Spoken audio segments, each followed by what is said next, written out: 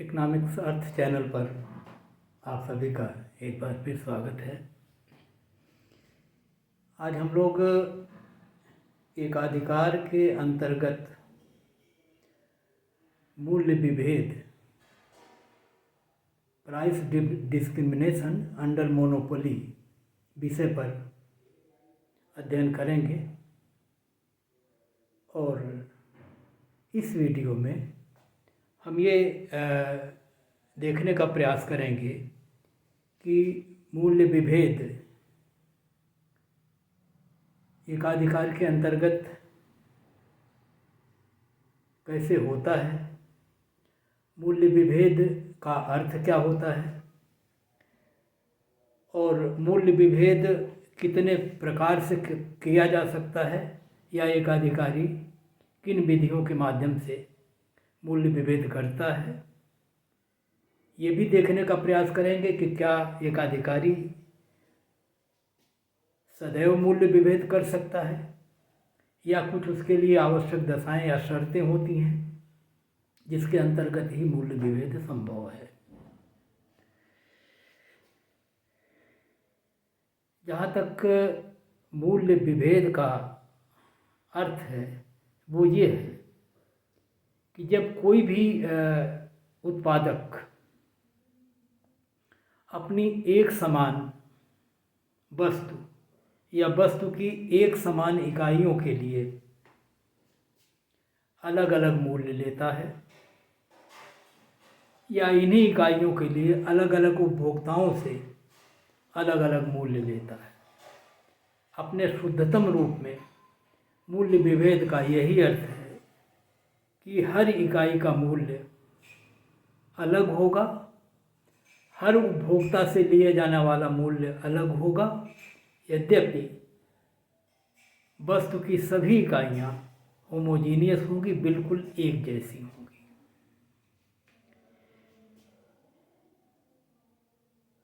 इसके पहले हम लोग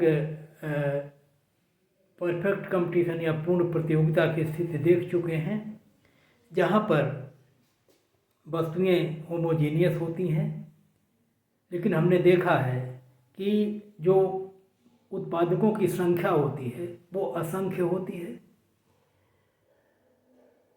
क्रेताओं की संख्या भी असंख्य होती है और वहाँ पर हमने देखा है कि सभी इकाइयाँ एक ही मूल्य पर बेची जाती हैं और वहाँ पर मूल्य विभेद संभव नहीं है, क्योंकि जैसे ही कोई एक उत्पादक या फर्म अपनी समरूप वस्तु के लिए, समरूप इस सेंस में कि सभी फर्मों द्वारा उत्पादित वस्तुएं बिल्कुल एक जैसी हैं, अधिक मूल्य लेने का प्रयास करता है, वैसे ही ग्राहक उसकी वस्तु को खरीदना बंद कर देते हैं और क्योंकि वही वस्तु कम मूल्य पर दूसरे विक्रेताओं द्वारा उपलब्ध करा दी जाती हैं या वहाँ सुलभ है, इसलिए क्रेता इस बढ़े हुए मूल्य पर वस्तु नहीं खरीदेगा। वहाँ हमने ये भी देखा है कि नई फर्मों का प्रवेश भी संभव है, बहिर्गमन भी संभव है और इन स्थितियों में ये कहा जाता है कि पूर्ण प्रतियोगिता के अंतर्गत समरूप वस्तुओं के लिए या समरूप इकाइयों के लिए मूल्य विभेद संभव नहीं है। एकाधिकार के अंतर्गत भी जैसा कि हम जानते हैं, एकाधिकारी समरूप या होमोजीनियस इकाइयों का उत्पादन करता है, उसकी सभी वस्तु की सभी इकाइयाँ बिल्कुल एक जैसी होती हैं और जहाँ तक शुद्ध एकाधिकार या प्योर मोनोपोली की बात है, जिसका अर्थ ये होता है कि एकाधिकारी अपनी सभी इकाइयों के लिए उपभोक्ताओं से केवल एक मूल्य या समान मूल्य प्राप्त करता है, वहाँ पर मूल्य विभेद नहीं होता। लेकिन एकाधिकारी मूल्य विभेद कर सकता है क्योंकि बाजार में उसके अलावा अन्य कोई विक्रेता या उत्पादक उस वस्तु का नहीं है। दूसरे ये कि जो उपभोक्ता हैं उनकी स्थितियों में अंतर होता है, वो किसी भी आधार पर हो सकता है, उनकी आयों में अंतर हो सकता है, उनकी आवश्यकताओं की तीव्रता में अंतर हो सकता है, उनकी जो भौगोलिक स्थिति है, कहाँ पर वो रहते हैं, उसका अंतर पड़ सकता है, और अन्य अनेक वैयक्तिक कारण हो सकते हैं जिनके कारण उपभोक्ताओं के मध्य अंतर होगा। और यदि ऐसा एक अधिकारी को लगता है कि कुछ क्रेता ज़्यादा मूल्य दे सकते हैं, तो वैसी स्थिति में वह उन क्रेताओं से अधिक मूल्य लेने का प्रयास कर सकता है और करता है। ऐसी स्थिति में मूल्य विभेद एकाधिकार के अंतर्गत संभव हो जाता है, जो पूर्ण प्रतियोगिता के अंतर्गत फर्मों के लिए संभव नहीं होता। तो एकाधिकार के अंतर्गत मूल्य विभेद का अर्थ ये हुआ कि ये अधिकारी अपने समरूप इकाइयों के लिए अलग उपभोक्ताओं से अलग अलग मूल्य ले सकता है, या दूसरी भाषा में हम कह सकते हैं कि अपनी अलग अलग इकाइयों को अलग अलग मूल्यों पर बेचने में समर्थ हो सकता है। और इस रूप में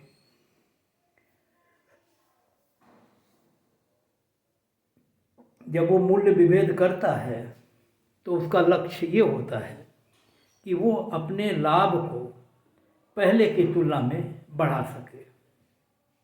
जब वो एक निश्चित मूल्य पर सभी इकाइयाँ बेचता है, उस समय जितना लाभ होता है, उस लाभ को वो मूल्य विभेद करके और अधिक बढ़ाने का प्रयास करेगा और करता है।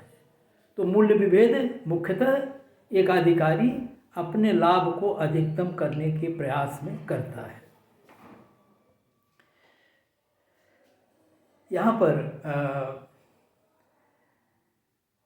एक अधिकारी कैसे मूल्य विभेद करने में सफल होता है और कितना ज़्यादा सफल होता है, ये तमाम बातों पर निर्भर करेगा। और उन समस्त बातों को एक अधिकारी के मूल्य विभेद की तमाम जो प्रक्रियाएं हैं उनको समझने के बाद समझना ज़्यादा आसान है।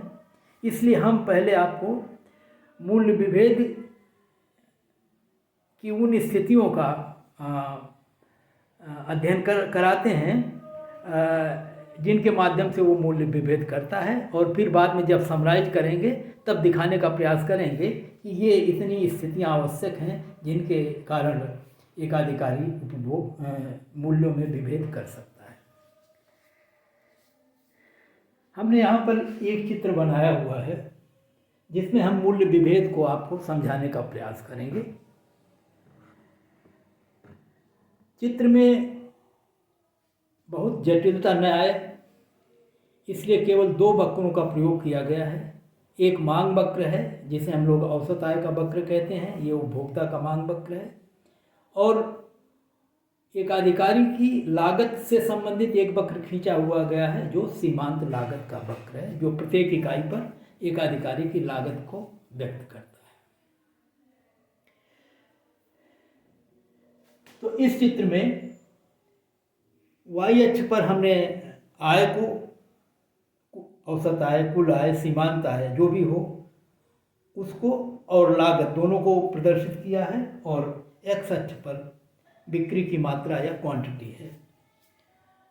इस स्थिति में ये जो मांग वक्र है, जैसा कि हम जानते हैं कि मांग वक्र जो है वो विभिन्न मूल्यों पर उपभोक्ता की मांग को प्रदर्शित करता है,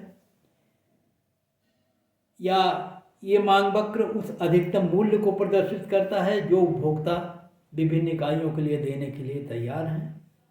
और जितना मूल्य वो देने के लिए तैयार होते हैं वो मूल्य उनको उस वस्तु से मिलने वाली सीमांत उपयोगिता के बराबर होता है। जिस तरह से मांग वक्र सीमांत उपयोगिता को दिखाता है जो मुद्रा के रूप में मापी जा सकती है, और उसी चीज़ को हम कह सकते हैं कि वो उपभोक्ता द्वारा दिया जाने वाला अधिकतम मूल्य है। और क्योंकि मूल्य ही अगर आप हर इकाई को एक ही मूल्य पर बेचें तो मूल्य ही औसत आय होती है, इस नाते ये औसत आय का वक्र है जो ऊपर से नीचे गिरता हुआ सामान्य मांग वक्र की तरह से। औसत सीमांत लागत का एक वक्र ये खींचा हुआ है।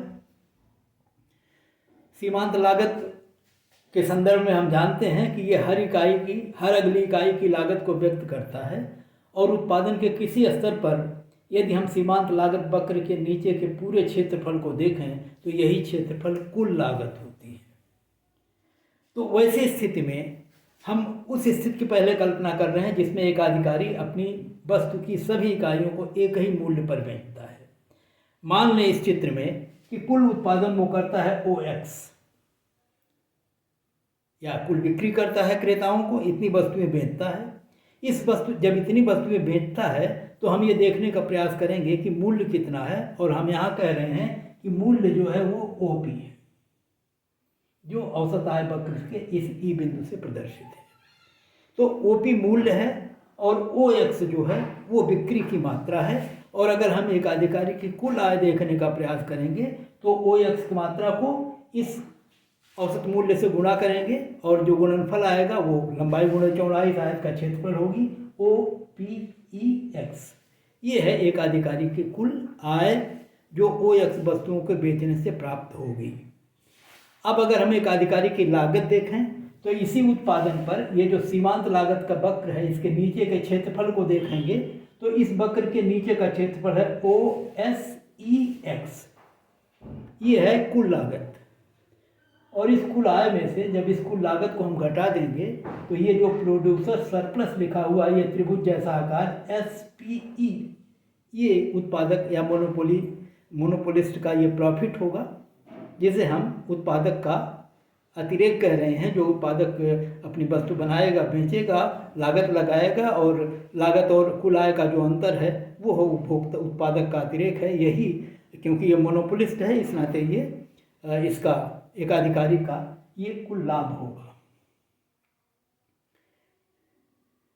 क्योंकि औसत आय का जो वक्र है वो उस अधिकतम मूल्य को प्रदर्शित करता है जो उपभोक्ता देने के लिए तैयार है, और इसलिए अगर हम इनकी विभिन्न इकाइयों के लिए उस अधिकतम मूल्य को देखने का प्रयास करें, वो जो देने के लिए तैयार है, तो वो इस मांग वक्र के नीचे का क्षेत्रफल पूरा होगा, ARB के नीचे का। और इस प्रकार से जितना कुल मूल्य वो देने के लिए तैयार है वो मूल्य होगा OREX। और वास्तव में जो बाजार में एक अधिकारी मूल्य लेता है, हर इकाइयों के लिए एक मूल्य लेता है, अभी वो विभेद नहीं कर रहा है, वो मूल्य है OP। तो इस प्रकार से उसको देना पड़ता है OPEX। तो उपभोक्ता द्वारा दिया जाने वाला कुल मूल्य है OPEX, और वो अधिकतम मूल्य जो कुल दे सकता है, देने के लिए तैयार है, वो मूल्य है OREX। और अब आप देखें, देना ज़्यादा वो तैयार है देने के लिए और मूल्य उससे कम लिया जा रहा है, इसलिए उसको भी अतिरेक होता है, और वो ये जो रंगीन क्षेत्र है PRE, ये जो है ये कंज्यूमर्स का सरप्लस है। तो हम यहाँ दिखाने का प्रयास ये कर रहे हैं कि जब मूल्य विभेद नहीं हो रहा है वैसी स्थिति में OX उत्पादन पर इस दिए हुए सीमांत लागत और औसत आय वक्र और मूल्य के आधार पर कंज्यूमर्स का सरप्लस ऊपर का क्षेत्र है, और प्रोड्यूसर्स का सरप्लस जो है PSE है, और इसका है PRE है। अब हम कह रहे हैं कि यदि एक अधिकारी उपभोक्ताओं से वो मूल्य लेने का प्रयास करे जो वो अधिकतम दे सकते हैं, और क्योंकि मांग वक्र ऊपर से नीचे गिरता है तो हम कहते हैं कि जब कम इकाइयाँ वो खरीदता है तो ज़्यादा मूल्य, अर्थात ज़्यादा मूल्य पर कम इकाइयाँ खरीदेगा और मूल्य के घटने पर अधिक इकाइयाँ खरीदेगा। तो जैसे जैसे अधिक इकाइयाँ विक्रेता बेचने का प्रयास करेगा मूल्य गिरेगा, और अगर एक अधिकारी अपनी हर इकाई के लिए वो मूल्य ले जो उपभोक्ता देने के लिए तैयार है।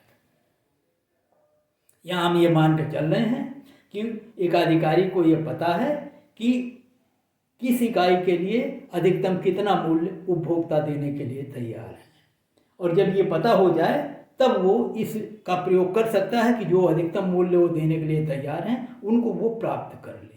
और इस प्रकार से अगर उस अधिकतम मूल्य को वो ले, जैसे ये तमाम लाइनें खींची हुई हैं, तो मैं कह सकता हूँ कि विभिन्न इकाइयों के लिए दिखाने वाले मूल्य स्तर हैं, ये मूल्य हैं, और इन मूल्यों को अगर वो सब हर इकाई के लिए अलग अलग मूल्य ले, जैसे जैसे आय बढ़ती है ये मूल्य पहले ज़्यादा, फिर कम, फिर कम, फिर कम कम, यहाँ तक जब ये कहीं मूल्य लेता था तो मूल्य हर इकाई के लिए ओपी था। अब हर इकाई के लिए मूल्य अलग होगा, प्रारंभिक इकाइयों के लिए मूल्य ज़्यादा और बाद की इकाइयों के लिए कम, लेकिन सदैव ओपी से ज़्यादा ही होगा। वैसी स्थिति में अगर सभी इकाइयों के लिए वो अधिकतम मूल्य उपभोक्ता से ले और अलग अलग इकाइयों के लिए अलग अलग मूल्य ले, तो वैसी स्थिति में ये जो उपभोक्ता को अतिरेक मिल रहा था अब ये नहीं मिलेगा, क्योंकि उपभोक्ता का पूरा अतिरेक वो एक अधिकारी प्राप्त कर लेगा, क्योंकि वो मूल्य देने के तैयार है और एक अधिकारी को पता है ये अधिक मूल्य दे सकता है। इस नाते हर उपभोक्ता से वो उस मूल्य को प्राप्त कर लेगा जो अधिकतम दे सकता है, और अधिकतम मूल्य अगर उससे वसूला जाए तो इसका मतलब है कि उसको किसी तरह का कोई अतिरेक नहीं मिलेगा।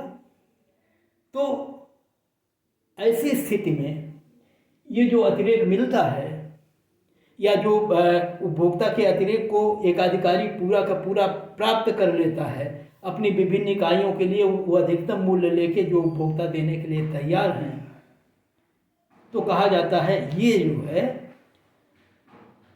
प्राइस डिस्क्रिमिनेशन का सबसे बेहतर या सबसे शुद्धतम रूप है, सबसे पूर्ण रूप है। और इस रूप में कहा जाता है कि ये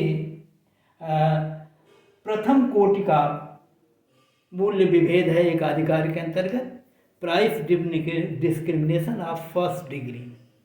सबसे बेहतर जो रूप हो सकता है सैद्धांतिक तौर पर जो सबसे सही रूप हो सकता है वो ये है कि एक अधिकारी अपनी हर इकाई के लिए अलग अलग मूल्य प्राप्त करे, या इन इकाइयों को अगर मैं कहूँ कि अलग अलग उपभोक्ताओं को बेच रहा है तो हर उपभोक्ता से वो अलग अलग मूल्य लेगा, और ये मूल्य वो मूल्य होगा जो अधिकतम मूल्य उपभोक्ता उस इकाई के लिए देने के लिए तैयार हैं। ऐसी स्थिति में जब एक अधिकारी ये इस तरह से मूल्य विभेद करेगा तो वैसी स्थिति में उपभोक्ताओं को कोई अतिरेक नहीं मिलेगा, और ये उपभोक्ता का पूरा अतिरेक एक अधिकारी मूल्य विभेद के रूप में हड़प लेगा। और अब जब वो मूल्य विभेद करेगा प्रथम कोटि का इस तरह से कि वो अधिकतम मूल्य वसूल करे, तो उसका जो प्रोड्यूसर सरप्लस था, पहले जब सभी इकाइयों के लिए एक मूल्य लेता था तो प्रोड्यूसर सरप्लस था SPE, और अब जब अधिकतम मूल्य लेगा तो ये जो कंज्यूमर सरप्लस है वो हिस्सा भी वो हड़प लेगा, और अब प्रोड्यूसर सरप्लस या मोनोपोली की जो प्रॉफिट होगी वो हो जाएगी SRE। ये पूरा बड़ा क्षेत्र मतलब consumer surplus plus producer surplus बराबर अब हो जाएगा केवल प्रोड्यूसर सरप्लस, केवल एकाधिकारी का लाभ होगा ये, और पूरा कंज्यूमर सरप्लस को एकाधिकारी मूल्य विभेद के माध्यम से हड़प लेगा। कंज्यूमर सरप्लस 0 होगा और सारा दोनों का जो योग होगा वो एकाधिकारी को मिल जाएगा। यहाँ पर एक और शब्द का प्रयोग हम लोग कर सकते हैं, क्योंकि पूरे कंज्यूमर सरप्लस को एक अधिकारी छीनता है, क्रेताओं से हड़पता है, इस नाते इसे कहा जाता है परफेक्ट प्राइस डिस्क्रिमिनेशन, पूर्ण मूल्य विभेद। यहाँ पर क्योंकि अलग अलग इकाइयों के लिए अलग अलग मूल्य लिया जाता है, अलग अलग उपभोक्ताओं से अलग अलग मूल्य लिया जाता है, इसको इस नाते वैयक्तिक मूल्य विभेद का नाम भी दिया जाता है, पर्सनलाइज्ड प्राइस डिस्क्रिमिनेशन, अर्थात person to person, unit to unit मूल्यों में भेद किया जाता है, एक एक इकाई में भेद किया जाता है, एक एक उपभोक्ता में भेद किया जाता है मूल्य निर्धारित कर लेते समय। इस नाते हम इसको फर्स्ट डिग्री प्राइस डिस्क्रिमिनेशन कह सकते हैं, परफेक्ट प्राइस डिस्क्रिमिनेशन कहते हैं, पर्सनलाइज्ड प्राइस डिस्क्रिमिनेशन कह सकते हैं। तो ये एक भी हुआ। अब एक दूसरे तरह के प्राइस डिस्क्रिमिनेशन की हम बात कर रहे हैं, जिसको हम कहते हैं सेकंड डिग्री प्राइस डिस्क्रिमिनेशन। ये द्वितीय श्रेणी का है। इसका मतलब है कि सबसे बेहतर ये है, लेकिन हम आपको बता दें कि ये प्रथम कोटि का जो मूल्य विभेद है, इसे व्यवहार में लागू पर कर पाना बहुत कठिन है। संभव नहीं हो पाता कि एक अधिकारी हर इकाई के लिए अलग अलग मूल्य ले या हर उपभोक्ता से अलग अलग मूल्य ले। और जब वो ऐसा करेगा तो हो सकता है कि उसके लाभ पर इनके प्रभाव बहुत अच्छे न पड़े, उनकी बिक्री पर इनके प्रभाव एक तरह से उसके लाभ को अधिकतम करने की स्थितियों जैसे न पड़े।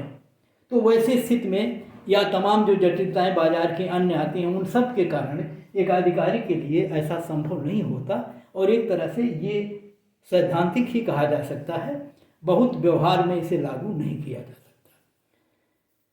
तो दूसरी कोटि का जो प्राइस डिस्क्रिमिनेशन है, उसका अर्थ हम इस रूप में करें, कई तरह से इसको वो लागू कर सकता है, और उसी रूप में हम आपको दिखाने का प्रयास करेंगे। एक प्रयास वो ये कर सकता है, जैसे व्यवहार में वो देखता है कि जब वो सभी इकाइयों को अलग अलग मूल्य पर बेचने का प्रयास करता है, तो उसके तमाम ऐसे ग्राहक होते हैं जो उतना मूल्य नहीं दे सकते, और सबसे अलग अलग मूल्य ले पाना भी कठिन होता है। तो वैसी स्थिति में वो ये करता है कि कुछ इकाइयों के लिए एक मूल्य निर्धारित कर देता है। कुछ इकाइयों को मतलब जैसे जितना उत्पादन कर रहा है उसने तय कर रखा कि उसके 10वें हिस्से को, उसके आधे हिस्से को, उसको चौथाई हिस्से को हम इस मूल्य पर बेचेंगे, और उतने मूल्य पर जब वस्तुएं बिक जाती हैं और आगे नहीं बिकती, या वो कल्पना अनुमान लगाता है कि आगे नहीं बिकेंगी, तब वो फिर मूल्य को अगली इकाइयों के लिए घटा देता है, ताकि वे ग्राहक जो इतना मूल्य नहीं दे सकते वे भी उसकी वस्तु को खरीद लें। तो इसी प्रकार वो वस्तुओं के मात्रा के अनुसार मूल्य निर्धारित करता है। प्रारंभिक इकाइयों के लिए अधिक मूल्य और बाद की इकाइयों के लिए क्रमशः कम मूल्य का निर्धारण करता है। वो ये तय कर लेता है अपनी आप कह सकते हैं अनुमान के अनुरूप कि बाजार की स्थिति कैसी है, किस तरह के उपभोक्ता हैं, कितने मूल्यों पर कितनी बिक्री संभव है, और ऐसा कितना करने से अधिक बेच करके अधिक से अधिक लाभ कमाया जा सकता है। उसी हिसाब से वो वस्तुओं को, मात्राओं को विभिन्न भागों में विभाजित कर देता है और अलग अलग मात्राओं के लिए फिर अलग अलग मूल्य लेता है। इसको दूसरी तरह से भी हम समझ सकते हैं कि एक अधिकारी जो है कम इकाइयों को अधिक मूल्य पर भी, जैसे जो ग्राहक थोड़ा खरीदते हैं, फुटकर बाजार में खरीदते हैं, वहाँ मूल्य वो ज़्यादा ले, और जो बल्क में थोक के रूप में ज़्यादा मात्राओं में खरीदते हैं उनसे मूल्य अधिक ले, कम ले। तो इस हिसाब से जो भी उसका वो हो, मात्राओं के आधार पर कीमत को वो तय करता है, और ऐसा करके वो अपने लाभ को अधिकतम करता है। यहाँ पर हम इस चित्र का सहारा ले रहे हैं, बिल्कुल वही चित्र है जो यहाँ बना रहे हैं हम। अब की बार इसमें हमने पहले दिखाने का प्रयास किया कि केवल एक मूल्य है, और फिर हमने दिखाने के प्रयास किया कि हर इकाइयों के लिए अलग अलग मूल्य है। अब की बार पूरे इस उत्पादन को जो OX3 है, इसको हमने 3 भागों में बांट दिया है। एक इतनी मात्रा बेचेगा, फिर इतनी मात्रा बेचेगा, फिर इतनी मात्रा बेचेगा। पहली इकाइयों के लिए मूल्य ज़्यादा लेगा, OP3 लेगा, लेकिन O से लेकर X1 तक की सभी इकाइयों को वो इसी मूल्य पर बेचेगा, समान मूल्य पर। लेकिन अगले चरण में X1 से X2 तक की जो मात्रा है उसको वो घटे हुए मूल्य पर बेचेगा, और मान लीजिए वो मूल्य है OP2। और उसके बाद की जो तीसरी लाट है, X2 से लेकर X3 तक की जो वस्तुएं हैं, इकाइयां हैं, उनको वो और घटे मूल्य पर बेचेगा और वो मूल्य है OP1। तो ध्यान रहे कि 3 मूल्य वो लेता है, लेकिन हर इकाई के लिए अलग अलग मूल्य नहीं लेता। इस खंड में या इस सेगमेंट में जो वस्तु की इतनी मात्राएं हैं उनको OP3 मूल्य पर बेचता है, अगली वाली को OP2 पर, अगले वाले को OP1 पर। और वैसी स्थिति में जब आप देखेंगे तो आपको पाएंगे कि जब वो केवल एक मूल्य लेता, जैसा यहाँ हमने दिखाया है, तब वो मूल्य होता OP1 और ये पूरी उसकी आय होती, और जैसे यहाँ देख रहे थे ये प्रोड्यूसर सरप्लस होता SP1E। अब जब वो अलग अलग मूल्य लेता है अलग अलग मात्राओं के लिए, वैसी स्थिति में आप देखिए यहाँ जब वो x1 मात्रा बेचता है यहाँ से लेके यहाँ तक, तब उसकी कुल आय होती है OP3A और x1 इतनी कुल आय है, कुल लागत होगी OSDX1। और इस प्रकार से एकाधिकारी का जो कुल लाभ है वो ये यहाँ से लेके SP3A और D इतना होगा। और इसमें जो ये हिस्सा है जो लाइन्ड है, ये इस पर उपभोक्ताओं को अतिरिक्त मिल जाएगा इतना, क्योंकि कुछ उपभोक्ता अधिक मूल्य इस रेंज में, कुछ उपभोक्ता अधिक मूल्य देने के लिए तैयार होंगे, कुछ उपभोक्ता उससे कम, कुछ उससे कम, लेकिन मूल्य तो यहाँ से निर्धारित हो गया। अर्थात इससे अधिक मूल्य जितने उपभोक्ता देना चाह रहे थे, तत्पर थे, और सबको एक ही मूल्य देना पड़ा, उनको इतना लाभ हो गया। तो इस उत्पादन पर उपभोक्ता का अतिरिक्त होगा RP3A। इसी प्रकार जब OX1 OX2 बेचेगा तब एकाधिकारी के जो कुल लाभ की स्थिति है वो ये है सफ़ेद वाला हिस्सा, और ये जो रंगीन हिस्सा है ये उपभोक्ता का अतिरिक्त है। तीसरी स्थिति में लाभ की स्थितियाँ ये हैं, लागत के ऊपर इतना अतिरिक्त मिलेगा और ये कंज्यूमर सरप्लस होगा। तो अब की बार प्रोड्यूसर सरप्लस कितना होगा, देखिए ये आयत, ये आयत, ये हिस्सा, ये हिस्सा, ये हिस्सा, ये हिस्सा, जितना सफ़ेद हिस्सा है ये सब उपभोक्ता का एकाधिकारी का लाभ होगा। तो ऐसी स्थिति में यहाँ की तुलना में यहाँ लाभ उसका घटा है, लेकिन ये चीज़ संभव नहीं है। इस नाते जो व्यवहारिक रूप है वो इस तरह का वो तरीका अपना सकता है, और वैसी स्थिति में वो लाभ को अपने अधिकतम कर सकता है। आप जरा उस स्थिति से कल्पना करिए जब मूल्य OP होता, केवल एक समान मूल्य होता और मूल्य विभेद नहीं होता इस तरह से मात्राओं के अनुसार, वैसी स्थिति में उपभोक्ता का अतिरेक इतना बड़ा होता, और जब वो ये विधि अपनाता है तो उपभोक्ताओं के उस अतिरेक में से कुछ हिस्सा वो हड़प लेता है, और जो हिस्सा हड़पता है वो ये सफ़ेद वाला हिस्सा है, ये और ये। तो इस प्रकार से उपभोक्ता के अतिरेक का जो हिस्सा था उसमें से इतना हिस्सा अब की बार वो प्राप्त कर लेगा, क्योंकि कुल उपभोक्ता का अतिरेक इतना हिस्सा है P1RE, उसमें से जितना रंगीन हिस्सा है वो उपभोक्ता के पास रहता है, और जो सफ़ेद वाला हिस्सा है वो एकाधिकारी छीनता है। इसका मतलब उपभोक्ता के कुल अतिरेक को वो नहीं प्राप्त कर पाता, उसके एक अंश को, ये बड़े अंश को, छोटे अंश को, जैसी भी स्थिति होगी उसके एक अंश को वो प्राप्त करता है। इस नाते जब यहाँ पूरे अंश को प्राप्त करता था, जिसको फर्स्ट डिग्री डिस्क्रिमिनेशन कहते हैं, और यहाँ क्योंकि उपभोक्ता के अतिरेक को आंशिक हिस्से को प्राप्त करता है, पार्शियल, इस नाते हम इसको कहते हैं परफेक्ट प्राइस डिस्क्रिमिनेशन, इसको कहते हैं पार्शियल प्राइस डिस्क्रिमिनेशन। तो यहाँ पर मात्रानुरूप या मात्रानुसार मूल्य निर्धारण होता है, अलग अलग मूल्य लिए जाते हैं। यहाँ पर प्रति इकाई अलग अलग मूल्य लिए जाते हैं। ये फर्स्ट डिग्री है, ये सेकंड डिग्री है, ये परफेक्ट प्राइस डिस्क्रिमिनेशन है, ये पार्शियल प्राइस डिस्क्रिमिनेशन है। एक तीसरा प्राइस डिस्क्रिमिनेशन होता है जो ज़्यादा कॉमन है या ज़्यादा फेमिलियर है, या अधिकांशतः इसका उपयोग करते हैं एकाधिकारी। वो ये है कि एकाधिकारी अपने उपभोक्ताओं को कई वर्गों में विभाजित कर देता है। और जब हम कहते हैं उपभोक्ताओं को कई वर्गों में विभाजित कर देता है, तो हम कहते हैं एक उपभोक्ता वर्ग की एक बाजार है, एक उपभोक्ता वर्ग की दूसरी बाजार है, एक उपभोक्ता वर्ग की तीसरी बाजार है। क्योंकि जो उपभोक्ताओं का वो विभाजन करता है वो किन्हीं आधारों पर करता है।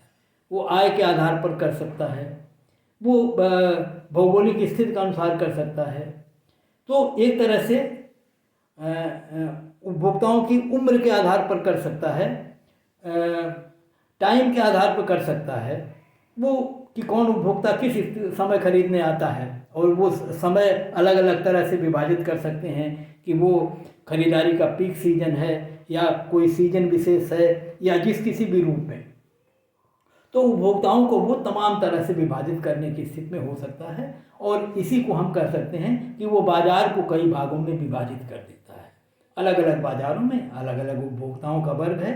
तो ये इसी को हम दोनों भाषा में कह सकते हैं, चाहे वो बाजारों को कई सेगमेंट में कई भागों में विभाजित कर दे और चाहे उपभोक्ताओं को कई भागों में विभाजित कर दे और अलग अलग वर्ग जो उपभोक्ता के हैं वहाँ अलग अलग मूल्य वसूले और या अलग अलग बाज़ारों में अलग अलग मूल्य वसूले। तो जब हम बाज़ार शब्द कहते हैं तो सामान्यतः जो सामान्य भाषा में हम लोगों को समझ में आता है कि जैसे बाज़ार लगती है वो बाज़ार। तो बाज़ार का मतलब कि एक तरह के लोग जहाँ पर या जहाँ खरीदते हों, कोई ज़रूरी नहीं है कि वो एक निश्चित स्थान पर इकट्ठा होते हों, एक वर्ग में आते हों उस तरह से। तो इस तरह से बाज़ार को हम कई भागों में विभाजित करते हैं, उपभोक्ताओं को कई वर्गों में विभाजित करते हैं और अलग अलग वर्गों से अलग अलग मूल्य लेते हैं। और एक वर्ग से सभी लोगों से एक ही मूल्य लिया जाएगा। जैसे यहाँ हमने देखा था कि इस सेगमेंट में एक मूल्य, इस सेगमेंट में मूल्य है, इस सेगमेंट में एक मूल्य है, वैसे ही उपभोक्ताओं का जो वर्ग बनेगा उन वर्गों से वो एक वर्ग से एक मूल्य लेगा। जैसे सरलता के लिए हम कहा जाता है कि अगर आप सिनेमा देखने जाते हों तो सिनेमा के टिकट को वो कई भागों में विभाजित कर सकता है। बुजुर्गों के लिए अलग टिकट हो सकता है, बच्चों के लिए अलग टिकट हो सकता है, नवयुवकों के लिए अलग टिकट हो सकता है। इसी तरह से वो और भी विभाजित करता है कि मॉर्निंग के शो, रात के शो, पीक आवर्स के शो वो देख लेता है कि उपभोक्ता कब ज़्यादा सिनेमा देखने आते हैं, कब कम सिनेमा देखने आते हैं। जब कम आते हैं तो ग्राहकों को बढ़ाने के लिए वो टिकट के दाम कम कर सकता है। और इस तरह से कई तरह से वो विभाजन उपभोक्ताओं का करता है। तो इसी को हम कह रहे हैं कि चाहे उपभोक्ताओं का विभाजन कर लें, चाहे बाजार का विभाजन कर लें, ऐसा करके वो मूल्य को प्राप्त करने का प्रयास करता है, अलग अलग मूल्य वो लेता है। हम लोग देख सकते हैं कि जैसे एयरलाइंस के टिकट होते हैं, इकोनॉमिक क्लास हो सकता है, बिजनेस क्लास हो सकता है, या उड़ान के समय को देखते हुए कि कब लोग कम सफ़र करते हैं, कब ज़्यादा सफ़र करते हैं, सीजन कौन सा है। जैसे दीपावली का सीजन हो तो टिकट बहुत हाई हो जाते हैं। कई बार ऐसा होता है कि टिकट खरीदा कब जाता है, अगर आप 2 महीना पहले टिकट खरीद लें तो सस्ते मिलेंगे, अगर आप तुरंत टिकट खरीदेंगे तो महंगे कर देते हैं वो। तो इस तरह से वो उपभोक्ताओं की आवश्यकताओं को देखते हुए और ये देखते हुए कि वो कितना मूल्य दे सकते हैं, कब ज़्यादा दे सकते हैं, कब कम दे सकते हैं, अपनी बिक्री को बढ़ाने के लिए, अधिक से अधिक लाभ प्राप्त करने के लिए वो इस प्रकार से उपभोक्ताओं को अनेक वर्गों में विभाजित कर करके और वो लाभ प्राप्त करने का प्रयास करते हैं। हमने तीसरी डिग्री के को हमने यहाँ दिखाने का प्रयास किया है। और दोनों बाज़ारों में मांग की स्थितियाँ अलग होना आवश्यक होता है। एक में मांग वक्र को हमने बेरोजगार किया, एक में रोजगार कर दिया है। और दोनों को सीमांत आय के वक्र ये हैं, ये औसत आय के वक्र हैं। बाजार एकाधिकारी का सीमांत लागत वक्र दोनों बाज़ारों में एक ही है, क्योंकि उत्पादन तो एक ही जगह होता है। और इन सीमांत लागत और सीमांत आयों के बराबरी के आधार पर दोनों उत्पादन को वो तय कर देगा।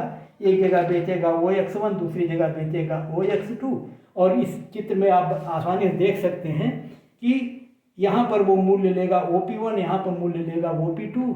अर्थात एक बाजार में मूल्य ज़्यादा लेगा, दूसरे बाजार में मूल्य कम लेगा। और ये इस पर निर्भर करता है कि मांग वक्र का स्वरूप कैसा है। जहाँ मांग का वक्र बेरोजगार होगा, जैसा यहाँ है, वहाँ मूल्य ज़्यादा लेगा, जहाँ मांग का वक्र रोजगार है वहाँ मूल्य कम लेगा। अब और हम ज़्यादा समय दे सकते थे इसमें, लेकिन क्योंकि इस चित्र को हम आगे अगले चैप्टर में बहुत डिटेल में पढ़ेंगे, इस नाते हमें इसको यहीं तीनों विभाजन को आपको तीनों तरह के जो मूल्य विभेद है उनको समझा चुके हैं। अब हम आपको दिखा दें कि मूल्य विभेद के लिए आवश्यक शर्तें क्या हैं। तो आवश्यक शर्तों में हमने देखा है कि पहली शर्त ये नेसेसरी कंडीशन है कि उत्पादक के पास मार्केट पावर होना चाहिए, अर्थात मार्केट पर उसका नियंत्रण होना चाहिए, और वो नियंत्रण एक अधिकारी के पास होता है क्योंकि वो अकेला उत्पादक होता है। हम सरल भाषा में कह सकते हैं कि मूल्य विभेद के लिए एक आवश्यक शर्त ये है कि उत्पादक एकाधिकारी हो। और दूसरा ये है कि ability to recognise differences in demand, अर्थात एकाधिकारी में ये योग्यता हो कि वो ये जानकारी हासिल कर सके कि बाजार में जो उसके उपभोक्ता फैले हुए हैं उनकी मांग की दशाएं कैसी हैं, कितने मूल्य पर कितनी वस्तु को खरीदने के लिए तैयार हैं, इसके बारे में उसको जानकारी हो। अगर जानकारी नहीं है तो मूल्य विभेद संभव नहीं होगा। तीसरी स्थिति है एबिलिटी टू प्रिवेंट रीसेल। कई बार ऐसा होता है कि जैसे दो बाजार हैं, एक बाजार में आप सस्ती बेच रहे हैं, दूसरे में महंगी बेच रहे हैं। सस्ती बाजार वाला ग्राहक जो है आपकी वस्तु खरीद के महंगी वाले बाजार में ले जाकर बेच ले, अगर ऐसा हो जाए तो मूल्य विभेद एकाधिकारी कर नहीं पाएगा। तो इसका मतलब है कि एकाधिकारी में भी ये योग्यता होनी चाहिए कि इस तरह की रीसेलिंग को वो रोकने में समर्थ हो। ऐसा होने न पाए तभी ऐसा संभव है। और चौथा है डिवीजन ऑफ मार्केट। इसका मतलब है कि एकाधिकारी बाजार को कई भागों में विभाजित करने की स्थिति में हो, उपभोक्ताओं को कई भागों में बांटने की स्थिति में हो। जब ऐसा संभव होगा तभी जो है मूल्य विभेद संभव हो सकता है, अन्यथा नहीं होगा। मान लीजिए आपने बाजारों को बांट दिया विभिन्न भागों में, आपको सारी कुछ जानकारी है, लेकिन दोनों बाजारों में मांग की दशाएं अगर एक ही जैसी हों तो आप मूल्य विभेद नहीं कर सकते। इस नाते मूल्य विभेद के लिए एक आवश्यक शर्त यह है कि जो विभिन्न बाजार हों उनमें मांग की दशाएं अलग अलग हों, अर्थात मांग की लोच अलग अलग हो, दोनों में अलग किसी निश्चित मूल्य पर दोनों में मांग की दशाएं अलग हों। एक में जैसे मैं कह सकता हूं कि ऐसे उपभोक्ता हैं जो ज़्यादा मूल्य देने के लिए तैयार है, दूसरी वाली बाजार ऐसी है जहां पर ऐसे उपभोक्ता आते हैं जो कम मूल्य देने के लिए तैयार हैं। तो ऐसी स्थिति अगर बाजार की स्थितियां भिन्न भिन्न हैं तो उनमें हम मांग की स्थितियां अलग होंगी तो मूल्य विभेद संभव होगा। और एक ये है कि इमोबिलिटी ऑफ कंज्यूमर्स, अर्थात जो ग्राहक हैं वो एक बाजार से दूसरे बाजार में जा न पाएँ या उनको बाजार के बारे में ज्ञान ही न हो, उनको बीच में संदेश वाहनों का अभाव हो और उनको ये पता न हो कि एक बाजार में किस बाजार में कम मूल्य पर बिक रही है। तो एक तो ये है पता ही न हो, दूसरे एक अगर पता हो आप एक बाजार से दूसरे बाजार जाना चाहें तो जा न पाएँ, और अगर जा पाएँ तो परिवहन की लागतें लग जाएँ इतनी ज़्यादा, या हो सकता है आपके पास इतना टाइम खर्च हो जाए। तो वैसी स्थिति में अगर